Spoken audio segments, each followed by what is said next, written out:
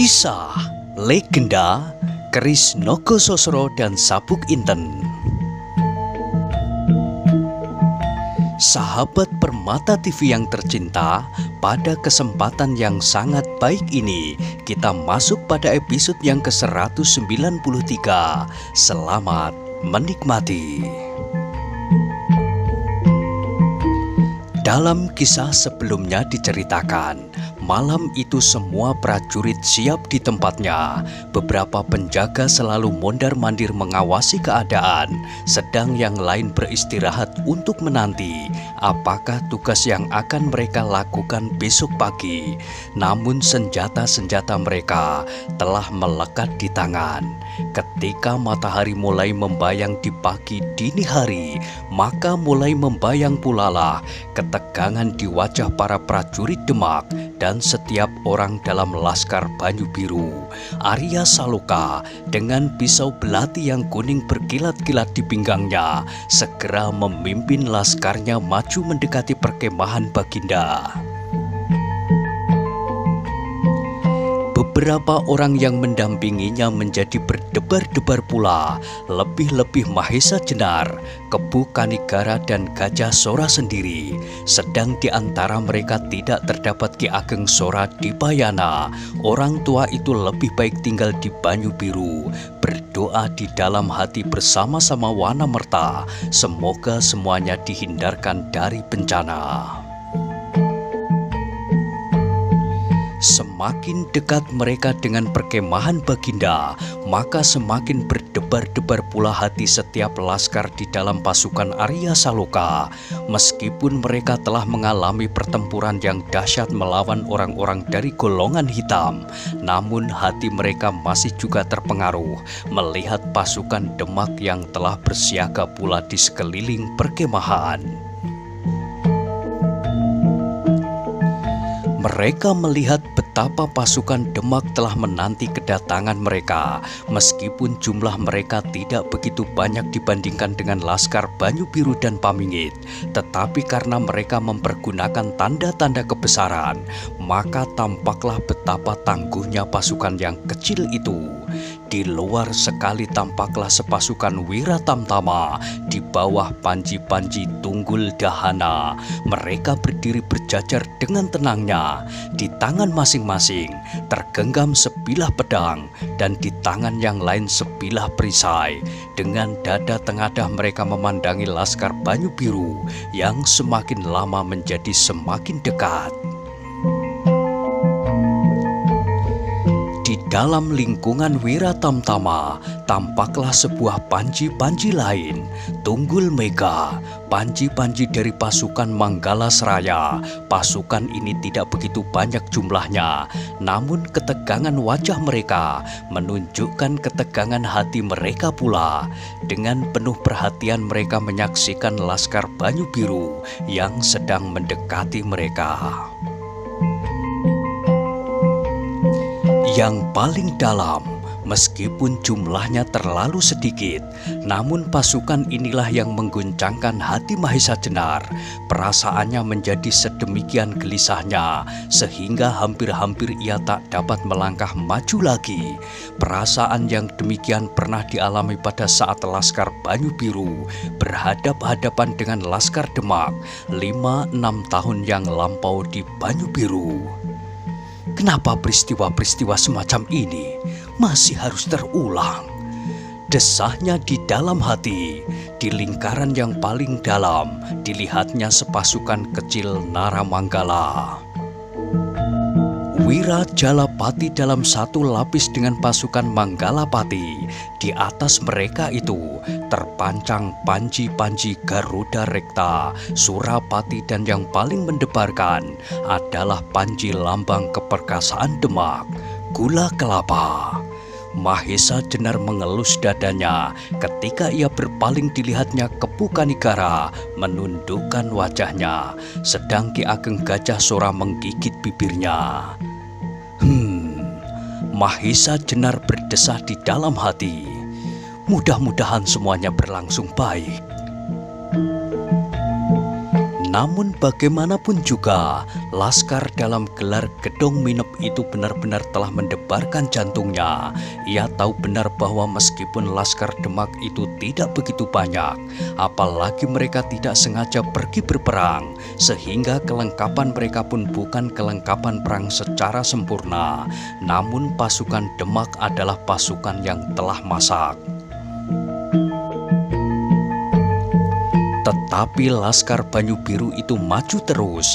Arya Saloka yang sedang bermata gelap itu hampir-hampir tidak melihat apa saja yang terpancang di hadapannya. Dengan gigi gemertak ia memandangi lapangan di muka barak itu.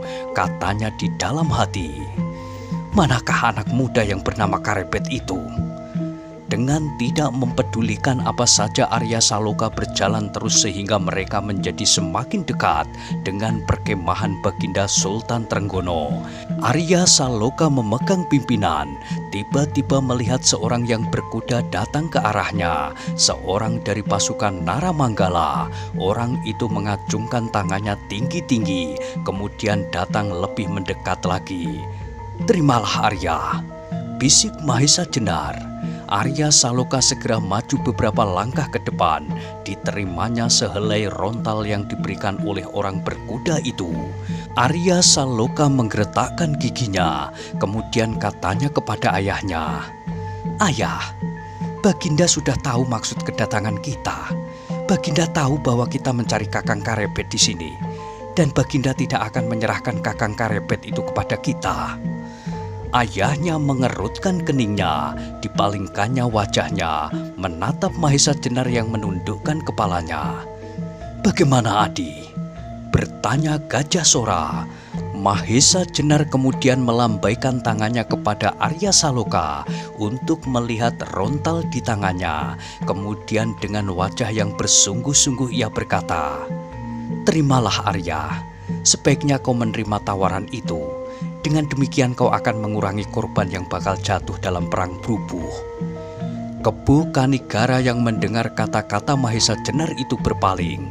Kemudian kembali ia memandang ke kejauhan. Sekali-kali tampak bibirnya bergerak-gerak, tetapi tak sepatah kata pun yang meloncat dari mulutnya. Sesaat Arya Saloka menjadi ragu-ragu, tetapi kemudian Mahesa Jenar itu pun berkata, "Hasrat yang paling besar untuk menemukan Endang Widuri justru datang daripadamu Arya, bukan dari pamanmu Kebu Kanigara. Karena itu, wajarlah apabila kau yang akan tampil ke depan melawan seorang yang akan dikirim oleh Baginda di lapangan itu. Demikianlah sikap seorang jantan." Arya Saloka mengangkat wajahnya. Dilihatnya Kebu Kanigara terkejut mendengar kata-kata Mahesa Jenar itu, sehingga dahinya berkerut-kerut. Namun sekali lagi Kebu Kanigara itu tidak berkata apapun juga. Namun kata-kata Mahesa Jenar itu benar-benar telah membakar dada Arya Saloka. Karena itu, maka kemudian ia melangkah kembali dan menghadap kepada orang yang berkuda itu dengan dada tengadah. "Aku terima tawaran itu. Aku Arya Salokalah yang akan datang ke Gelandang." Suasana di tengah-tengah lapangan rumput itu benar-benar menjadi tegang. Ketika matahari telah sepenggalah, terdengarlah sebuah tengara, sangkakala yang mendengung di udara. Setiap orang yang mendengar sangkakala itu menjadi berdebar-debar.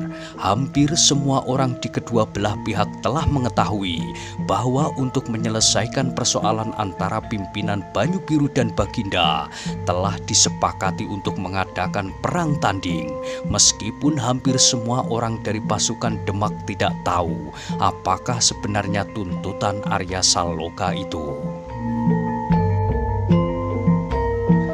Arya Saloka segera membenahi pakaiannya. Ia kini membawa tombak Kiai Bancak, tetapi ia lebih senang membawa Kiai Suluh, pusaka yang diterimanya secara tidak langsung dari Pasingsingan. Ketika Arya Saloka melihat seseorang berjalan maju ke lapangan rumput itu dari perkemahan Laskar Demak, maka Arya Saloka pun bersiap pula. Sekali ia berputar menghadap ayah dan gurunya sambil berbisik, Ayah dan paman-paman, restuilah aku. Semoga aku akan berhasil. Hati-hatilah Arya. Hampir bersamaan orang-orang yang mendampinginya menyahut. Ayahnya, Mahesa Jenar, Kepu Kanigara, Lembu Sora dan Bantaran. Sedang Rara Wilis pun tidak kalah tegangnya melihat apa yang bakal terjadi. Dengan langkah tetap Arya Saloka berjalan pula ke tengah lapangan itu. Ditatapnya wajah yang datang dari perkemahan Baginda, seorang yang bertubuh tegap kekar, berkumis melintang, berjalan sambil tersenyum-senyum. Ketika terlihat olehnya seorang anak muda datang menghampirinya, orang itu mengerutkan keningnya. Anak inikah yang bernama Arya Saloka? Prajurit yang mengenakan pakaian seorang pemburu itu menjadi kecewa. Hanya seorang anak-anak, desisnya. Tetapi ketika ia melihat ketenangan dan pancaran wajah anak itu, maka hatinya berdebar-debar juga. Ketika mereka kemudian bertemu di tengah-tengah lapangan itu, maka mereka pun segera berhenti. Beberapa orang prajurit Demak segera mendekati mereka, dan dengan sebuah lambaian mereka memanggil wakil-wakil dari Banyu Biru untuk menjadi saksi. Gajah Sora menjadi ragu-ragu sejenak. Karena itu maka segera ia bertanya kepada Mahesa Jenar, "Siapakah yang akan datang ke arena?" Beberapa orang menjadi saling berpandangan. Gajah Sora, Mahesa Jenar, dan Kepu Kanigara. Tetapi mereka untuk sesaat saling berdiam diri.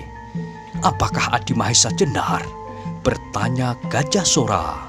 Mahesa Jenar menggelengkan kepalanya. "Jangan Kakang, jangan aku. Mungkin Kakang Kepu Kanigara lebih baik. Kakang Kepu Kanigara mempunyai kepentingan langsung dalam peristiwa ini." Kepu Kanigara bergumam sambil menyilangkan kedua tangan di dadanya. "Jangan aku. Orang-orang Demak telah menyangka aku tak akan mereka jumpai lagi." "Lalu siapa?" desah Mahesa Jenar. "Kakang Gajah Sora sendiri barangkali." Gajah Sora itu pun menggelengkan kepalanya. "Tidak," katanya, "aku tidak sanggup." Kembali mereka berdiam diri sambil berpandangan. Tiba-tiba Mahesa Jenar menyambar wajah Rara Wilis dan Ki Ageng Pandan Alas yang berdiam seperti tonggak. Sekali ia menarik nafas panjang dan kemudian katanya, "Apakah kau dapat mewakili kami, Wilis? Hanya menyaksikan perkelahian itu supaya tidak terjadi kecurangan. Barangkali Paman Pandan Alas akan sudi mendengarkanmu." Ki Ageng Pandan Alas mengerutkan keningnya. Kemudian katanya, "Kami bukan orang Banyu Biru." "Itu tidak penting. Yang diperlukan adalah mereka yang dapat menilai perkelahian itu supaya berlangsung dengan jujur." "Baiklah," jawab Ki Ageng Pandan Alas. "Tetapi biarlah salah seorang dari Banyu Biru pergi bersama kami. Mungkin Angger Bantaran atau yang lain." "Aku bersedia pergi." Tiba-tiba Ki Ageng Lembu Sora menyela. "Bagus," sahut Ki Ageng Pandan Alas. "Marilah kita pergi dengan Bantaran." Mereka berempat kemudian berjalan pula ke tengah-tengah lapangan. Seorang tua yang bernama Pandan Alas, seorang yang gagah tinggi besar, Ki Ageng Lembu Sora, seorang pemimpin laskar Banyu Biru yang berani, Bantaran, dan seorang gadis ramping dengan pedang tipis di lambungnya, Rara Wilis. Keempat orang itu benar-benar menarik perhatian segenap prajurit Demak. Langkah mereka yang tetap dan tenang benar-benar mengagumkan. Prajurit Demak yang berpakaian pemburu dan yang sudah berdiri berhadapan dengan Arya Saloka mengerutkan keningnya. Ternyata Banyu Biru memiliki laskar yang dapat dibanggakan seperti Lembu Sora. Tetapi mengapa yang maju ke dalam arena itu seorang anak muda saja? Kenapa bukan orang yang tinggi besar dan berkumis tebal setebal kumisnya sendiri? Tetapi ini adalah urusan Banyu Biru sendiri. Ketika keempat orang Banyu Biru itu telah berdiri melingkari dua orang yang akan bertempur itu bersama 6 orang prajurit Demak, maka perang tanding itu segera akan dimulai. Seorang prajurit Demak yang tidak lain adalah Paningron maju selangkah. Dengan penuh hormat ia mengangguk kepada Ki Ageng Pandan Alas yang dianggapnya wakil tertua dari Banyu Biru sambil berkata, "Ki Ageng, perang tanding akan segera dimulai." Ki Ageng Pandan Alas tersenyum. Ia tidak dapat menyembunyikan perasaannya. Prajurit itu pernah dilihatnya di Pamingit dan Paningron pun ternyata tidak lupa pula kepadanya. "Silahkan," jawab Ki Ageng Pandan Alas. "Atas nama Baginda, yang akan mewakili prajurit Demak adalah Adi Tumenggung Prabasemi, salah seorang perwira-wira tamtama, sedang yang mewakili Banyu Biru adalah Arya Saloka. Begitu?" "Ya," sahut Ki Ageng Pandan Alas. Tiba-tiba Arya Saloka yang sedang marah itu memotong, "Kenapa bukan Karebet sendiri yang maju ke gelanggang?" Paningron menarik alisnya. Jawabnya, "Perintah Baginda telah jatuh. Tumenggung Prabasemi yang akan mewakilinya." Prabasemi mengerutkan keningnya. Kenapa anak muda itu menyebut-nyebut nama Karebet? Apakah Karebet telah berbuat sesuatu yang menjadikan rakyat Banyu Biru marah dan sekarang ia harus mewakilinya? "Persetan," berkata Prabasemi di dalam hatinya. "Aku harus menunjukkan kepada Baginda bahwa bukan hanya Karebet yang mampu menyelesaikan persoalan." Paningron kemudian melanjutkan kata-katanya, "Ki Ageng Pandan Alas, apabila tidak berkeberatan, baiklah kita taati peraturan yang telah ditulis Baginda di dalam rontal yang sudah disampaikan kepada Arya Saloka. Perang tanding akan berhenti setelah salah seorang tak berdaya. Jangan terjadi pembunuhan, supaya Baginda memaafkan segala yang telah terjadi. Lawan yang kalah dapat disusul dengan orang yang lain berturut-turut, tutuh tinutuh, sehingga orang terakhir yang mungkin dapat diajukan ke arena menurut pertimbangan-pertimbangan masing-masing." Ki Ageng Pandan Alas menganggukkan kepalanya. Orang tua itu benar-benar melihat seakan-akan sesuatu sedang direncanakan. Meskipun ia tidak tahu benar, namun orang tua itu sama sekali tidak menjadi gelisah melihat perkembangan keadaan. "Baiklah," berkata Paningron, "perang tanding akan segera dimulai." Paningron itu pun kemudian melangkah surut.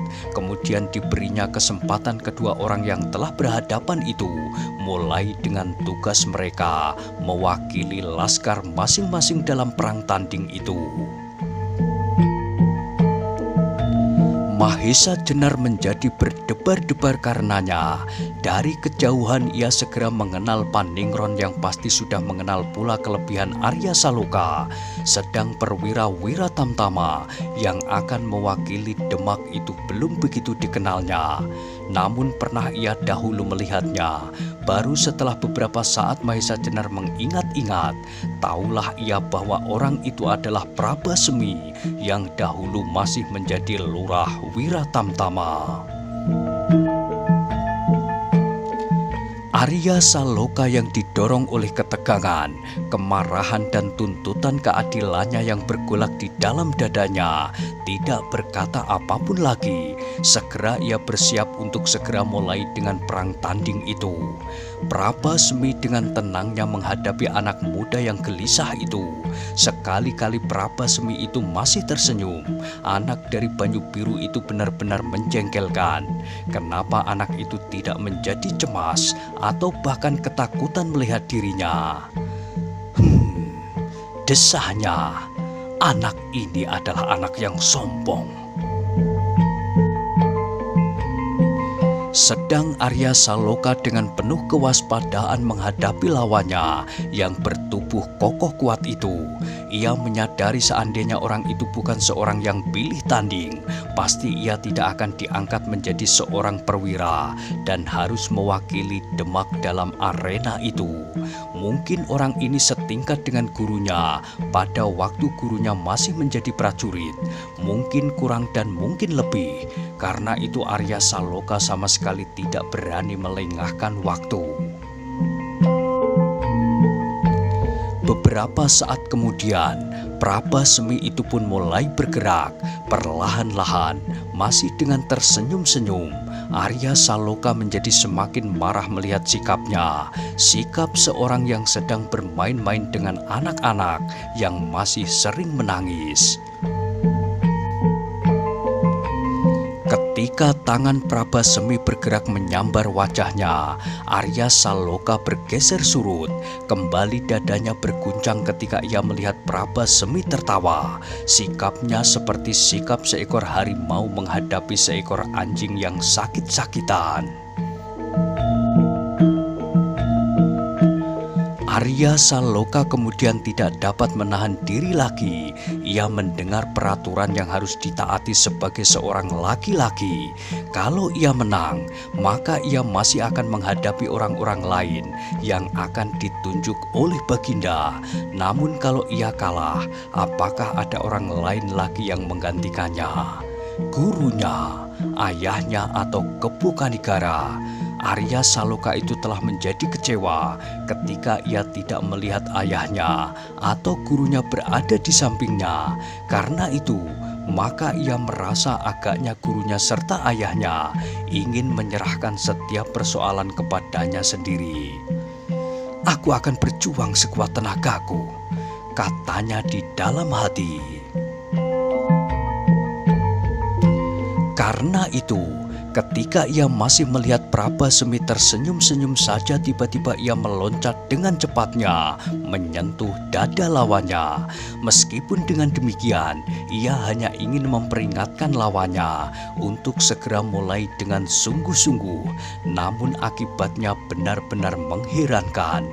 Prabasmi terkejut bukan buatan melihat kecepatan gerak itu, sehingga ia benar-benar tidak sempat menghindarinya. Karena itu, maka ia ingin mundur selangkah untuk mengurangi tekanan tangan Arya Saloka. Tetapi tangan Arya Saloka telah mempercepat gerak surutnya, sehingga tampaknya Prabasmi benar-benar terdorong beberapa langkah. Wajah perwira-wira Tamtama itu menjadi merah membara. Sekali ditatapnya wajah-wajah yang berada di sekeliling arena itu. Ketika terpandang olehnya wajah Ki Ageng Pandan Alas, ia mengumpat di dalam hati. Orang tua itu tersenyum kepadanya. "Setan," desisnya. Apalagi ketika matanya bertemu pandang dengan Rara Wilis yang menyandang pedang di lambungnya, maka dada Prabasmi itu pun serasa menyala membakar segenap urat sarafnya. Kini ia sudah tidak tersenyum-senyum lagi. Bahkan dengan penuh dendam ia memandang Arya Saloka yang belum pernah dikenal sebelumnya. Ia harus mengembalikan namanya yang tiba-tiba saja telah diguncangkan oleh seorang anak-anak. Karena itu, anak itu harus segera lumpuh. Semakin cepat ia melumpuhkan Arya Saloka, maka akan semakin menanjak pula namanya sebagai seorang wira Tamtama. Karena itu, maka dengan garangnya segera ia menyerang. Kedua tangannya bergerak bagaikan sepasang petir yang menyambar bersama-sama. Namun Arya Saloka benar-benar telah bersiap. Dengan cepatnya ia bergeser ke samping menghindari sambaran tangan kanan Prabasmi. Namun dengan kecepatan yang luar biasa, tangan kiri Prabasemi pun telah menjangkau pelipisnya. Kali ini Arya Saloka tidak sempat menghindarkan diri, hingga karena itu maka ia harus melawan serangan itu dengan sekuat tenaganya, karena ia tidak dapat mengira-ngirakan kekuatan lawannya. Maka tangan Prabasemi itu pun ditamparnya dengan tangan kanannya. Terjadilah suatu benturan yang dahsyat. Prabasemi yang marah itu pun ternyata telah mengerahkan sebagian besar tenaganya. Namun karena tenaganya dipusatkan kepada kedua belah tangannya, maka benturan itu benar-benar mengguncangkan jantungnya. Tangan Arya Saloka benar-benar seperti sepotong besi gligen yang menghantam tangannya. Perasaan nyeri menyengat pergelangan tangan itu, yang kemudian seakan-akan merembet ke segenap tubuhnya. Prabasemi menyeringai meskipun mereka bersama-sama terdorong beberapa langkah surut. Namun alangkah marahnya ketika ia melihat wajah Arya Saloka yang tegang itu sama sekali tidak menunjukkan perasaan sakit dan nyeri seperti apa yang dirasakannya. Wajah Prabasemi yang marah itu benar-benar menjadi membara karenanya. Sekali lagi ia memandang berkeliling dan sekali lagi hatinya terguncang ketika ia melihat wajah Rara Wilis. Kali ini ia melihat wajah gadis itu. Sedemikian asiknya melihat pertempuran itu, sehingga dengan demikian maka terasa bahwa gadis itu pasti dapat menilai pula apa yang telah terjadi. Apalagi ketika ia melihat wajah Paningron, wajah itu sedemikian kecewanya memandanginya. Gila, desahnya. Anak itu harus segera kulumpuhkan. Kalau ia mati karenanya, sama sekali bukan salahku. Sebab di dalam perkelahian, hal-hal semacam itu mungkin saja terjadi. Betapa Prabasemi ingin namanya menjadi semakin cemerlang di hadapan Baginda. Meskipun Baginda tidak nampak di luar baraknya, namun ia yakin bahwa Baginda pasti akan mengetahui apakah yang akan terjadi. Kini ia benar-benar ingin melumpuhkan lawannya secepat-cepatnya. Karena itu maka Prabasemi itu pun kemudian melontar surut beberapa langkah. Dijulurkannya kedua tangannya ke depan, kemudian dengan gerak yang menyentak ditariknya kedua sikunya ke belakang, serta ditekuknya. Kedua tangannya menelentang ke belakang mengepal di lambungnya, sedang tubuhnya direndahkannya, siap melontarkan dalam ilmunya aji sapu angin. Arya Saloka melihat gerakan-gerakan itu sebagai seorang yang mewakili pengalaman yang cukup. Meskipun dalam umurnya yang muda, maka segera ia mengetahuinya bahwa ia berhadapan dengan aji rangkapan dari lawannya itu. Sesaat ia menjadi ragu-ragu ketika ia memandang wajah Ki Ageng Pandan Alas itu. Dilihatnya orang tua itu mengangguk. Maka dengan tidak berpikir panjang, Arya Saloka itu pun segera mengangkat tangan kanannya tinggi-tinggi, seolah-olah hendak menggapai langit.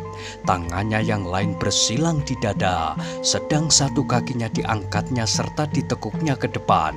Arya Saloka pun telah siap dengan ajinya, Sosro Birowo.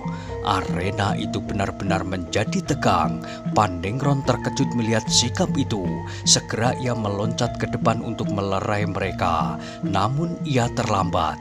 Prabasemi telah meloncat maju. Ayunan tangannya dengan derasnya mengarah ke kepala Arya Saloka. Namun ketika ia melihat sikap Arya pun, hatinya berdesir. Apakah yang dilakukan oleh anak muda itu? Prabasemi pun menyadari Arya Saloka telah berusaha melindungi dirinya dengan kekuatan tertinggi yang dimilikinya. Sesaat kemudian terjadilah sebuah benturan yang dahsyat. Lama-lama terdengar Mahesa Jenar berdesah, "Arya!" Namun suara itu tidak didengarnya. Benturan kedua aji itu benar-benar mengejutkannya. Arya Saloka berguling di tanah. Terdengar sebuah keluhan pendek. Namun kemudian dengan sepenuh tenaga, Arya Saloka mencoba untuk tetap menguasai kesadarannya. Betapa tubuhnya serasa kejang-kejang, namun ia masih dapat berusaha untuk bangkit kembali.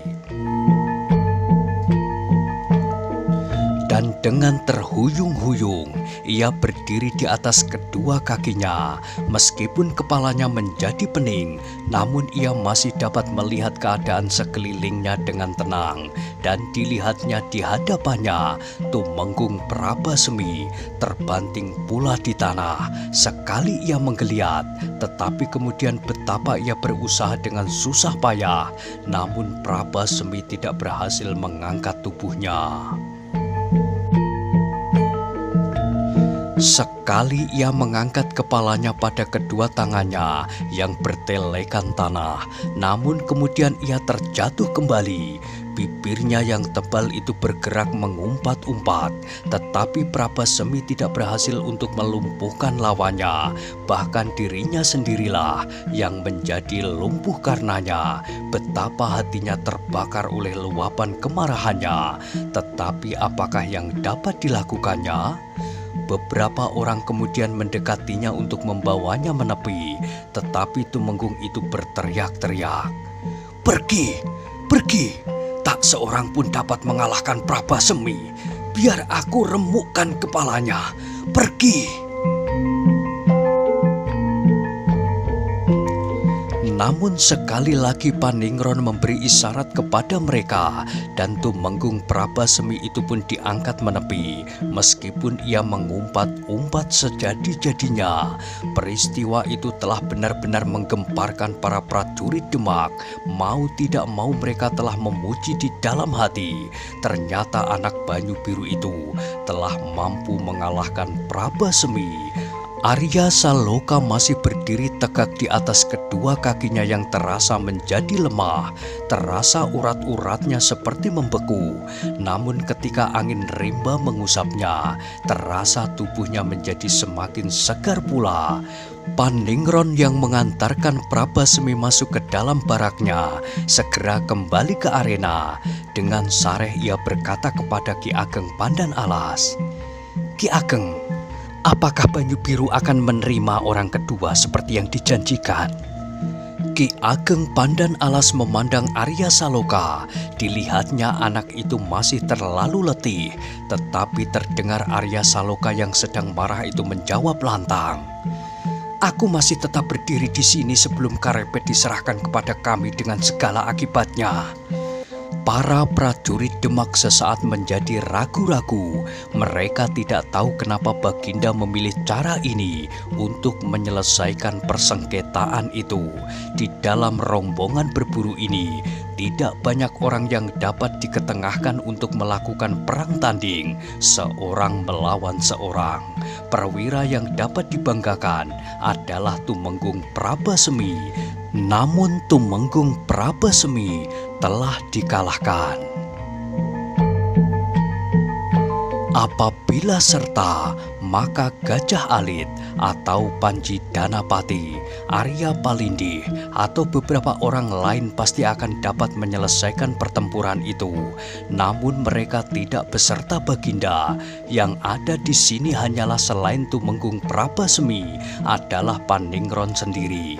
Mungkin Paningron akan tampil untuk yang terakhir kalinya apabila tidak ada orang lain yang dapat memenangkan segala perkelahian, atau mungkin Baginda sendiri. Para prajurit Demak menjadi berdebar-debar. Kenapa tidak dibiarkan saja Laskar Banyu Biru menyerbu? Dengan pengalaman dan kematangan prajurit Demak dalam olah perang dan gelar-gelar perang, maka mereka akan dapat menjebak laskar lawannya meskipun jumlahnya tidak seimbang. Tetapi perang tanding itu telah dimulai, karena itu maka pasti akan diteruskannya. Dalam keadaan yang demikian, maka setiap prajurit Demak menjadi tegang. Mereka menunggu siapakah kemudian yang akan masuk ke arena. Dirinya adalah mungkin sekali setiap orang akan ditunjuk oleh Baginda. Karena itu, maka mereka menunggu perkembangan keadaan dengan penuh ketegangan. Nah, bagaimanakah kisah selanjutnya? Silahkan ikuti terus kisah legenda Keris Nogososro dan Sabuk Inten pada episode berikutnya. Sampai jumpa.